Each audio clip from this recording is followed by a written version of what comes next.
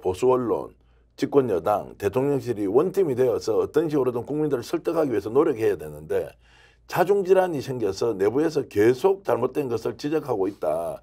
이제 이런 부분이 결과적으로는 이번 총선에서 이길 수 없다는 것을 기정사실로 받아들이고 오히려 책임에 대한 부분을 먼저 지적해 놓는 거 아니냐, 이런 지적은 어떻게 보십니까?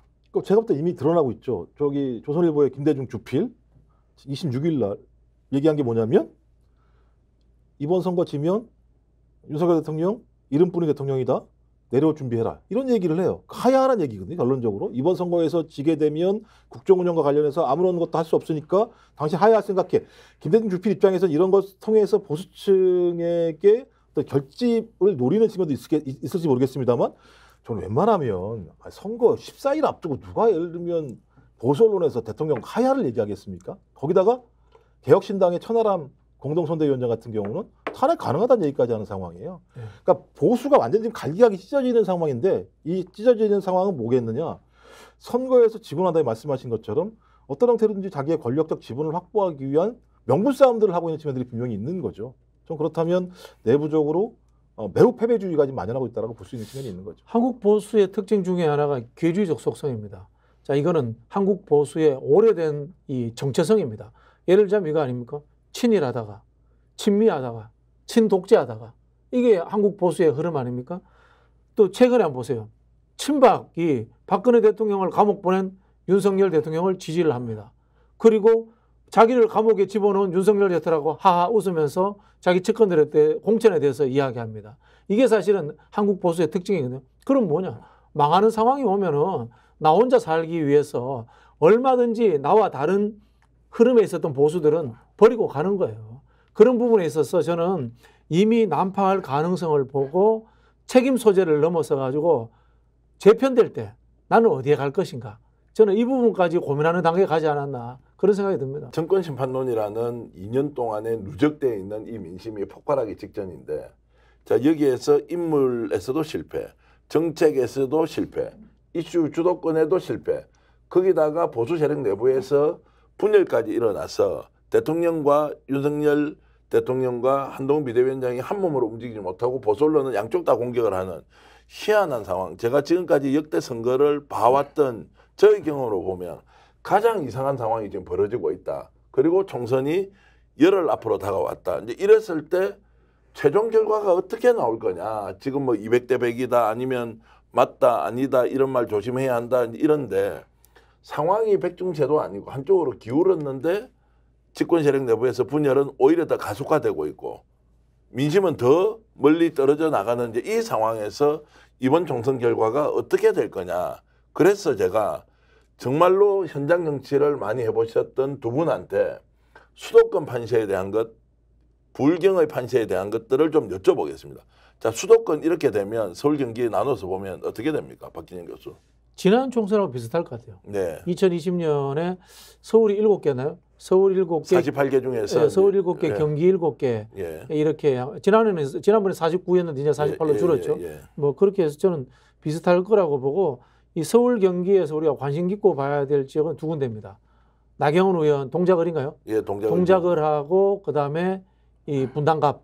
예.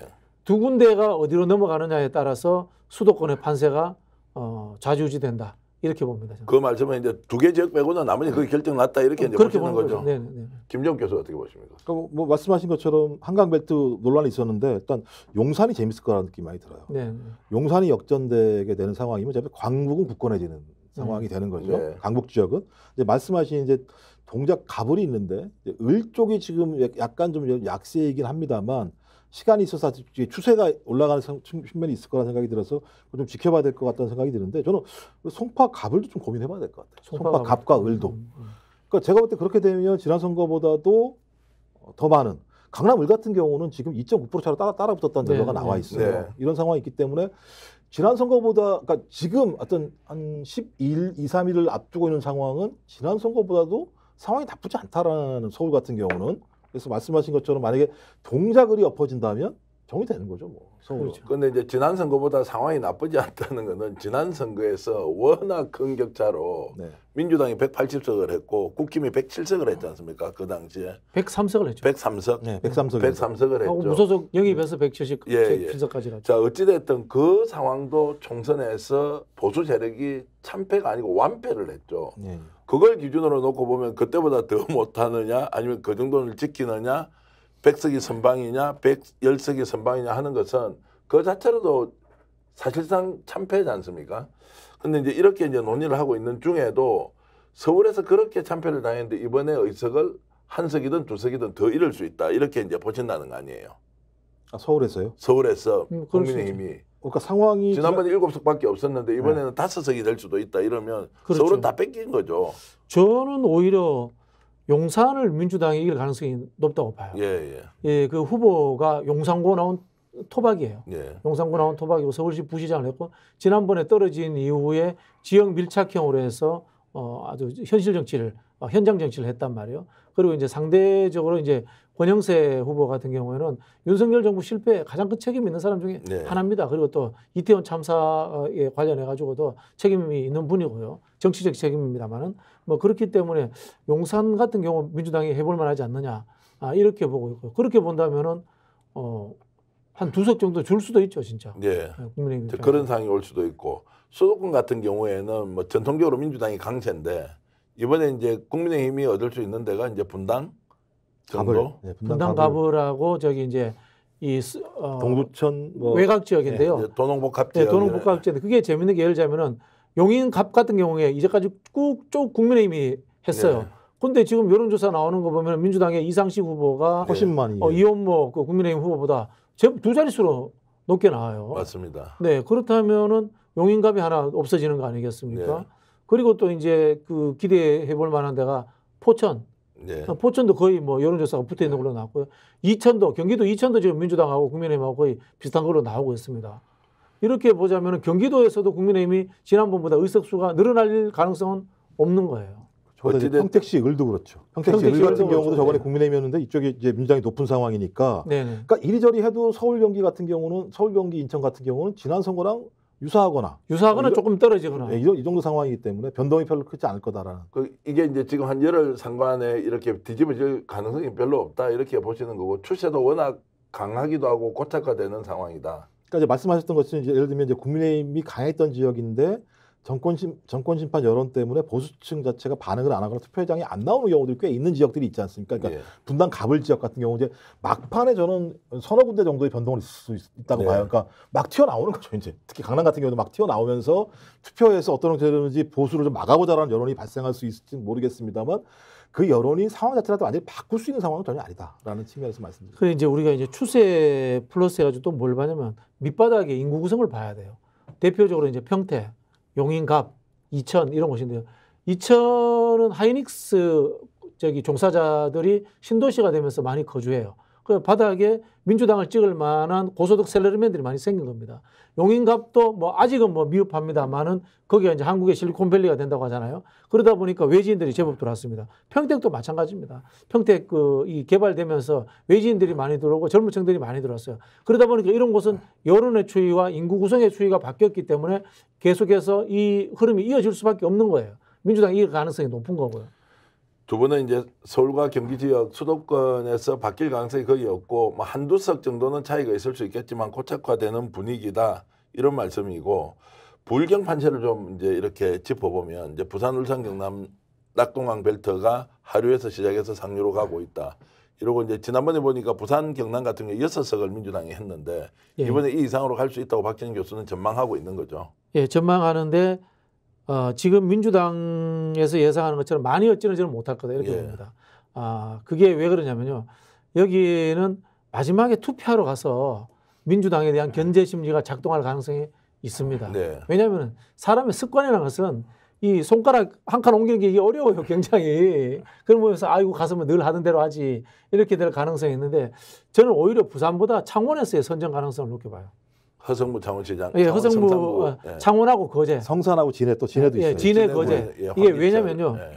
후보 경쟁력이 좋아요. 네. 이 허성무 후보, 그다음에 진해 황기철 후보, 그다음에 그 거제의 병강용 시장 이 세 사람의 후보 경쟁력이 있는 곳이고 그다음에 바닥이 노동자 밀집 지역이에요. 네. 그렇다 보니까 이 지역주의의 벽만 극복하면 되거든요. 예. 그런 부분에서 오히려 저는 창원 거제의 승리 가능성을 높게 보고 부산에서 지금 민주당하고 국민의힘이 딱 붙어 있는 지역들이 있는데 여기는 결과를 저는 장담할 자신이 없어요.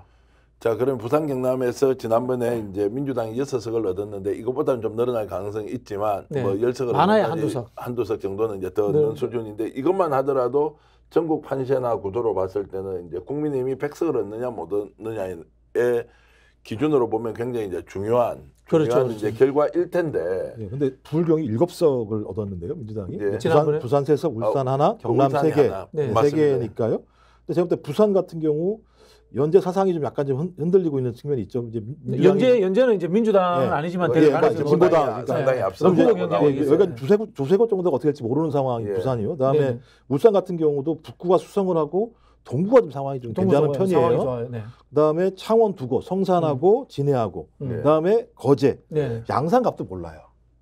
아, 그 네, 정도 양산 됐습니까? 갑을이 있는데, 그러니까 이게 을은 이제 좋은데 갑을 잘 모르는 상황에서, 그러니까 이건 이제 지금 박빙의 구도인 예. 거죠. 그럼 여기 보면 어떤 두세 곳에다가 부산 두세 곳, 그다음에 그러면 어떤 여기가 어떤 네 곳에서 다섯 곳, 그러니까 7곳 정도가 예를 들면 박빙 구도인데 그 중에 만약에 잘해서 만약 두세 석을 더 많이 얻게 된다면 10석이 넘어갈 수 있는 상황도 되는 거죠. 네. 10석이 넘어가게 되면 충청도에서 약간 좀 허물어지더라도 그 부분을 갖다 상쇄할 수 있는 상황이 되는 거죠. 그리고 우리가 이제 바람으로만 보지 말고요.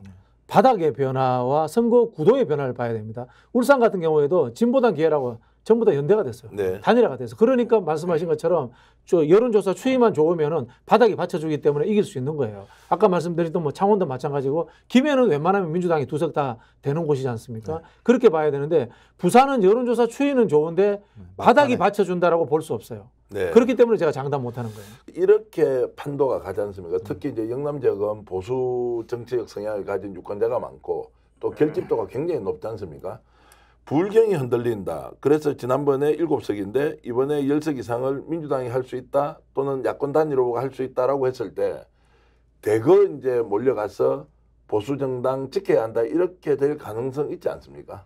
아, 뭐 당연히 예를 들면 자기가 선거 자체 구도가 나빠지게 되면 예.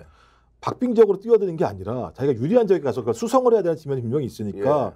그러니까 그래서 박근혜 전 대통령 만나러 간 거 아니에요. 저기 그렇죠. 한동훈 비대위원장이 저는 이해가 안 되는 게 어떻게 탄핵의 강으로 다시 기어 들어갑니까? 그러니까 다른 선거 필요 없는 거예요. 상식적으로 중도 수도권 그다음에 청년층들이 되게 스윙보터 개념들이 많은데 네. 이 스윙보터가 탄핵에 또 중요하게 또 열광했던 층들 아니겠습니까? 근데 갑자기 TK 지역에 있는 박근혜 전 대통령을 만나러 가서 한동훈이 자기가 30년 구형한 사람한테 가가지고 30분 동안 심도 있게 뭐 국정연합 논의를 했다라고 얘기할 정도의 상황이면 TK, PK 지역 자체가 심각하지 않다라고 아주 심각하구나라고 하는 상식들을 반증하는 거라면 이게 계속 파고가 올라가겠죠. 그러면 여기 막아야 되니까 여기 막는데도 시간이 급급해지게 되면 수도권에 올라와서 뭘 하기가 되게 어려운 상황이 될 수 있죠. 선거 관련해서는. 서울 계시는 분들이 모르는 게 PK와 TK를 구별할 줄 몰라요. 네. 뭐 잘 구별하시잖아요. 그죠? 예, 예. PK도 생활해 보셨고 TK도 구별 생활했는데 PK에서는 박근혜 대통령 인기 이제 없어요. 그렇죠. 쉽게 말하면 없는 거고 TK는 지역주의의 보수적 이념화가 고착화됐어요. PK는 지역주의는 남아있는데 보수적 이념화가 고착화됐다고 볼 수 없어요. 이 PK 특유의 역동성이 존재해요. 사회적 역동성이 있다면 항구 도시이기 때문에 그리고 이 사실은 개방형 도시예요. 부산이 그러면 대구하고 민주당 입장에서 왜 다르냐? 부산에는 호남 원적자가 20% 가까이 돼요. 네. 그렇지 않습니까? 그 다음에 부산에는 전국에서 온 사람들이 모여 사는 곳이에요. 서울 못지않은 전국화된 도시예요. 그리고 노동자 밀집 지역이 서해안 낙동강 벨트에 있습니다. 이런 차이가 존재하고 있고, 그 다음에 이 민주당의 주체 세력으로서 대구에는 그 과거 586들이라든가 민주화운동 세력들이 정당에 없어요. 부산 가면은 부산에 이제 부마항쟁이라든가 민주화운동을 했던 주체 세력들이 훈련된 주체 세력들이 민주당에 있습니다. 그러다 보니까 PK는 할 만한 거예요. 이걸 구별을 해내야 되는데 한동훈 비대위원장이 구별을 못하는 거야. 사실은 영남으로 묶어서 본다. 영남을 묶어서 TK 갈 필요가 없는 거야. 네. 전략을 세우려면 PK 전략을 세워야 되는데 통으로 박근혜 대통령 만나면 영남 전략이 한꺼번에 다 해결된 것처럼 착각하고 있는 거예요.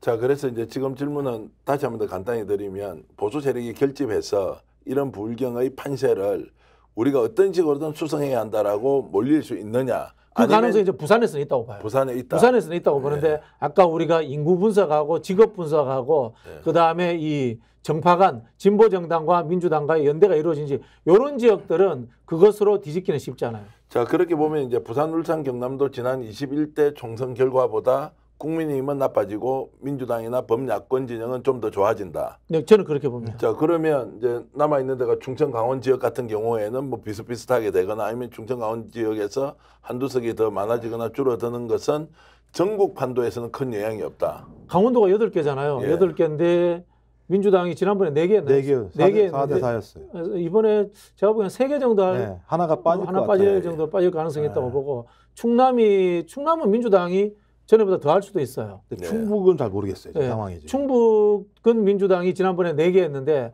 하나 정도 빠질 가능성이 있다고 네. 봅니다. 빠질 가능성이 있다고 보고 충남은 지금 천안 3개, 그다음에 그 아산 2개, 당진, 그다음에 여기에다가 그 홍성 예산의 양승조 지사까지 해볼 만하지 않는가. 그래서 오히려 늘어날 가능성이 있다고 봐요. 구독 빠르게 가 스픽스 좋아요.